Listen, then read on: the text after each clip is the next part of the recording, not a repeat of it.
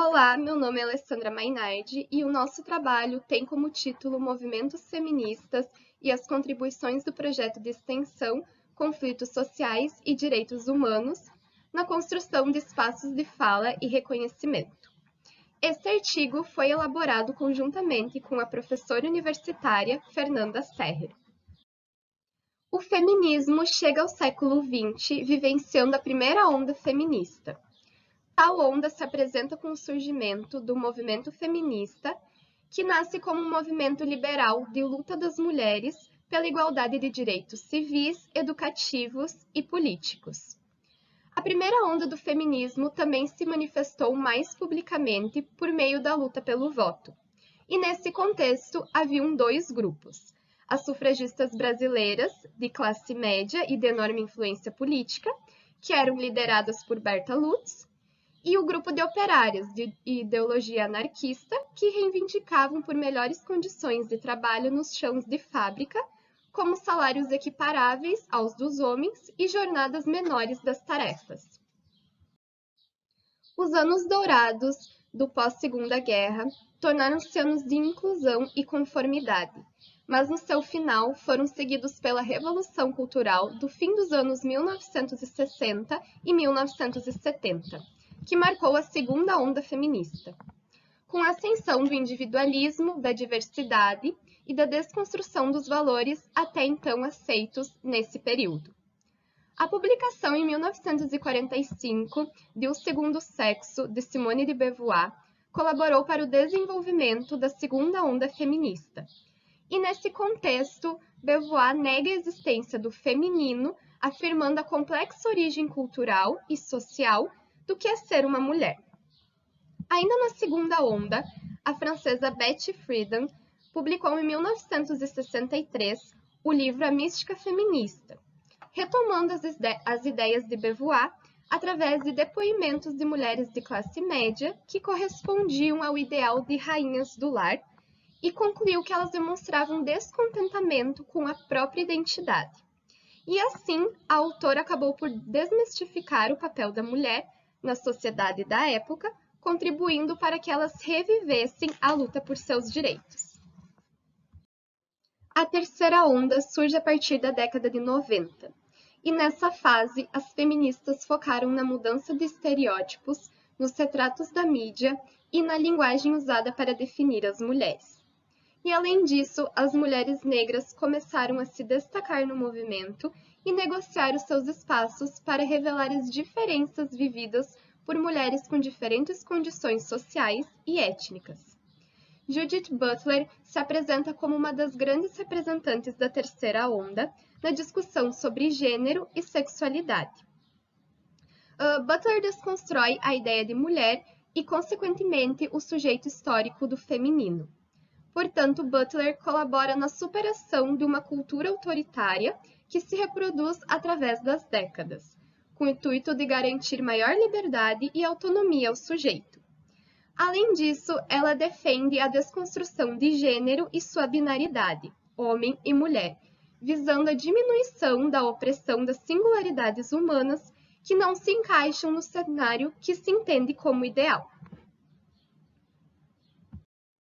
A quarta onda do movimento feminista aborda a questão do ativismo digital.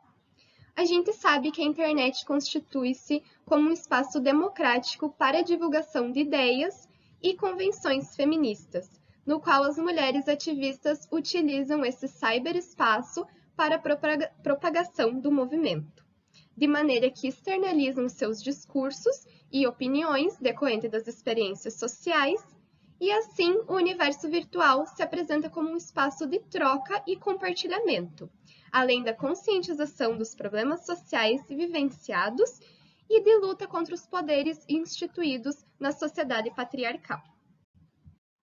Agora eu vou falar um pouquinho sobre a violência contra a mulher e a negação do seu espaço de fala. A violência intrafamiliar pode ser compreendida como qualquer ação ou omissão que resulte em dano físico, sexual, emocional, social ou patrimonial de um ser humano, onde exista um vínculo familiar e íntimo entre a vítima e o seu agressor. Para o Ministério da Saúde e estudiosos que trabalham essa questão, a violência doméstica pode ser dividida em 4 distintas categorias, dentre as quais podem ser enumeradas a violência física, a violência sexual, a violência psicológica e formas de negligência. Segundo os dados da BBC News Brasil, em São Paulo, 37% das brasileiras passaram por algum tipo de assédio. Entre os casos de violência, 42% ocorreram no ambiente doméstico. E após sofrer uma violência, mais da metade das mulheres, 52%, não denunciou o agressor ou procurou ajuda. A institucionalização das práticas sociais contra a violência de gênero resultou na criação das Delegacias da Mulher, uma garantia de direitos sociais, proteção policial e acesso à justiça. E, além disso, a estrutura legal, com o foco no enfrentamento aos diferentes tipos de violência contra a mulher, foi se consolidando.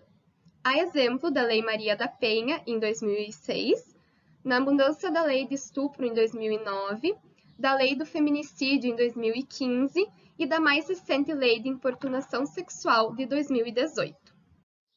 E é nesse sentido, para além das conquistas empreendidas pelos movimentos feministas na construção de espaços de reconhecimento da mulher, ações como as desenvolvidas pelo projeto de extensão Conflitos Sociais e Direitos Humanos, Alternativas Adequadas de Tratamento e Resolução, da Unijuí, buscam contribuir com o reconhecimento de espaços de fala para as mulheres, de tal forma que possam participar ativamente da solução dos conflitos, mediante o posicionamento diante da situação, defendendo suas necessidades, questões, interesses e podendo falar dos seus sentimentos em um ambiente seguro e não violento. O projeto de extensão Conflitos Sociais e Direitos Humanos teve início das suas atividades no ano de 2013 e visa desenvolver ações comunitárias através de discussões e aplicações de meios alternativos e adequados de tratamento de conflitos e utiliza a mediação, a negociação e a conciliação como meios de resolução. Além disso, a mediação, desenvolvida no projeto de extensão, é um método consensual que tem como objetivo solucionar conflitos e despertar no outro alteridade e empatia por meio da facilitação do diálogo entre os envolvidos no conflito, para que possam melhor administrar suas questões e consigam, por si só, alcançar os seus interesses.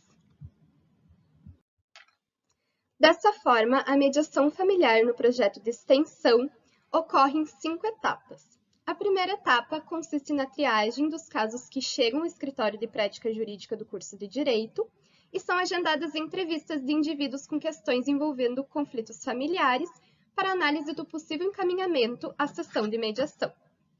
Em segundo momento, com a possibilidade de realizar a mediação em razão do diagnóstico do conflito e da voluntariedade do usuário, a entrevistadora realiza o contato com o outro mediando, efetuando o convite para a participação da sessão de mediação. A partir do aceite, a sessão é agendada em prazo que antecede 10 dias contados do aceite. A terceira etapa, mediante as técnicas aplicáveis que visam alcançar os objetivos propostos pela mediação, consiste em início da sessão de mediação, coleta de informações, identificação de questões, interesses e sentimentos, pauta de trabalho, resolução de questões e aproximação do acordo. O quarto momento se resume, quando desejados pelos mediandos, a realização do termo de entendimento, com lavratura do termo e encaminhamento para homologação previstos na lei da mediação. E, por fim, a quinta etapa ocorre após o encerramento da sessão de mediação, com a aplicação de questionário de avaliação das sessões de mediação e a coleta de informações sobre essa forma de resolução de conflitos. Sendo assim, a mediação pode significar um primeiro passo na construção de um direito mais humano, ético e voltado ao resgate pessoal e social, que, uma vez implantada, pode mostrar-se um fator de promoção de uma nova cultura de paz nas relações humanas. E é isso, muito obrigada pela atenção.